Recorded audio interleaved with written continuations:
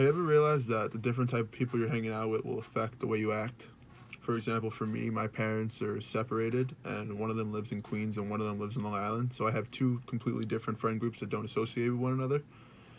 My friend group in Queens, we're a lot more competitive. We get on each other. We're always trying to beat one another. We're very aggressive towards one another compared to my friends in Long Island, where it's a lot more passive. We're a lot more encouraging to one another. Obviously, we get on each other because we're friends, but it's just not the same. Like, it's completely different from one friend group to another. This is what you would call accommodation, communication accommodation theory. We are pretty much changing who you are, not changing who you are, but changing the way you act, slight behavior differences from one person to another. In this presentation, I argue the importance of adapting and accommodating your style of communication in a way where you are still showing who you are while trying to relate and be similar to others. The main point is that it's important to always remember who you are, but at the same time adjust and fit in no matter who the crowd is. So no matter who you're talking to, the type of people you're talking to, no matter what age group you'd be able to accommodate and be able to have a nice conversation with them. Communication accommodation theory is adjusting your communication behavior to the actions of others. So this can be in accents, volume, the gestures you're making, the body positions you're making. It could really be facial expressions. It could be a lot of different things.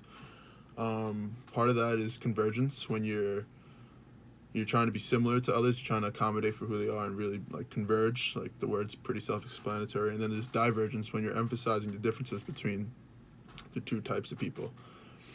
Pretty much, if I have to explain this in my own words, pretty much when you're talking to someone, it's feeling out or generating an impression in your head of what they would like to talk about, or your similarities, or somewhere along those lines. Giving another example of this is when I was in high school, we had a big common area where there was 4 different benches, and my high school was very diverse. So one of the benches, it happened to be like all the Spanish kids. The other bench was all the black kids. The others was like pretty much like all the sporty kids, and then like the other bench was like where all the kids that just pretty much partied. I'd always get called out for like me hopping from like bench to bench. Usually like people that were there, they were comfortable in one bench, one area, and would just kind of stay there. But me, I always hop from like one bench to another, one bench to another. One day I'd be here, the other day I'd be here, because no matter what bench it was, like I always found a way to fit in. I always had my type of friends, no matter who they were. They might have been a little different. I might have adjusted the way I was speaking or how I was speaking, like according to each bench to fit in. But I was able to accommodate and make that happen.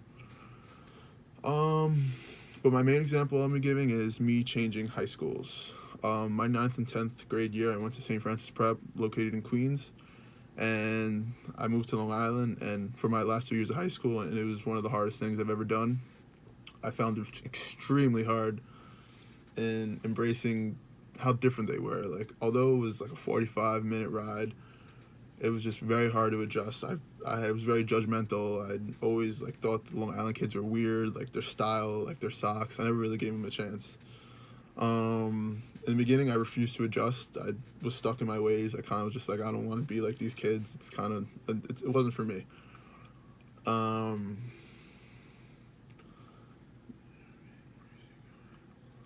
Over time, I realized that I had to change my ways. I had to try to fit in. I had to try to accommodate for who they were. I had to be more easygoing. I had to, embrace what they wore, embrace how they spoke, the jokes that they found funny, their humor. It was my new lifestyle. I had to, accommodate for them and try to fit in as best as I could. It was very hard. I struggled with it. The first couple months, I literally hated my life. Like, I wanted to go back. I would always complain about it. I did not like 1 second of my experience in Long Island, until finally I got my close group of friends and started talking to everyone. It was a new lifestyle. I got adjusted to it. I was able to adjust. My 3 recommendations I would give to someone in my situation, well, one of them was to not be judgmental. You got to kind of just embrace who you are, and you got to embrace that everyone's always a little different. You got to also embrace that like your way of thinking isn't the only way of thinking. I've realized like I have more of an open mind. And you got to realize the more you open up, my recommendation is the more you open up, the more people, more different type of personalities you're going to run into, the different type of encounters you're just going to have with people. It's going to be a better experience for you. Gotta remember to always be open-minded, and adjusting to everyone allows the person you're talking to feel more comfortable with you. In conclusion, the purpose of this presentation was to show the importance of being able to apply the communication accommodation theory in everyday interactions. I argue that being able to understand others and being open-minded of others is important to adjusting to new situations in life. If you're always able to embrace the situation, always be able to adjust, you're not going to have a hard time.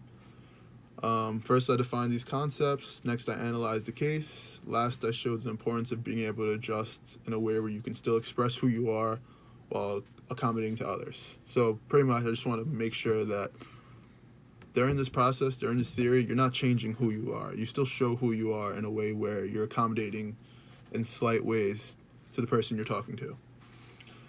The next time you feel like you want to talk to a new crowd and you're kind of shy and you're kind of scared to do it, you just got to remember to be confident, go up there, accommodate a little, to feel them out. My best advice is to feel them out and go for it. Don't be afraid. Be confident, show who you are, accommodate slightly, but accommodate to them so you guys can show who you guys are, but at the same time show your differences. Thank you.